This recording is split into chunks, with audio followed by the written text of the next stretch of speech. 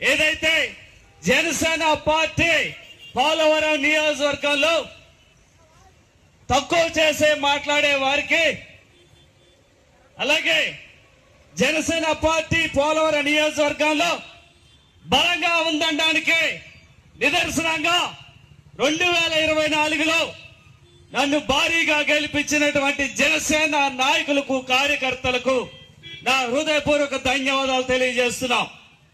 ఈ 2 ఏళ్లలో జనసేన పార్టీ తరఫున సిరి బాలరాజు అనేటువంటి వ్యక్తి పోలవరం నియోజకవర్గంలో ఎన్నడూ లేనటువంటి అభివృద్ధి చేసి చూపించాడు.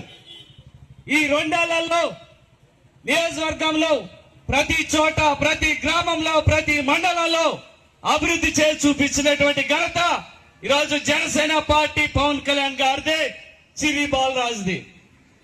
ఈ 2 ఏళ్లలో ఎన్నో అవమానాలు పడ్డాం, మన నాయకులతో ఎంతో ఇబ్బంది పడ్డాం.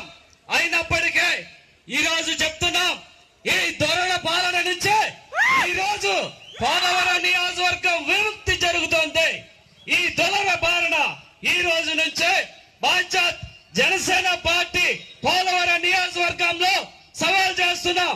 రేపు రానున్న స్థానిక ఎన్నికల్లో నేను నిలబడినటువంటి వ్యక్తి, నేను పెట్టినటువంటి వ్యక్తి భారీ మెజార్టీ గెలిపించకపోతే సిరి బాలరాజు కాదని ఈ సభాముఖంగా మీ అందరికీ కూడా సవాల్ చేస్తూ, ఈరోజు పోలవరం నియోజకవర్గంలో జనసేన పార్టీ అంటే సిరి బాలరాజు అంటే జనసేన పార్టీ అని మరొకసారి మీ అందరికి కూడా సవాల్ విసురుతూ, రానున్న రోజుల్లో నా కోసం నిలబడినటువంటి జనసేన నాయకులకి, కార్యకర్తలకి ప్రతి ఒక్కరికి భరోసా ఇస్తూ ముందుకు వెళ్తానని మరొకసారి మీ అందరికీ హృదయపూర్వక ధన్యవాదాలు, కృతజ్ఞతలు తెలియజేస్తూ సెలవు తీసుకుంటున్నాను.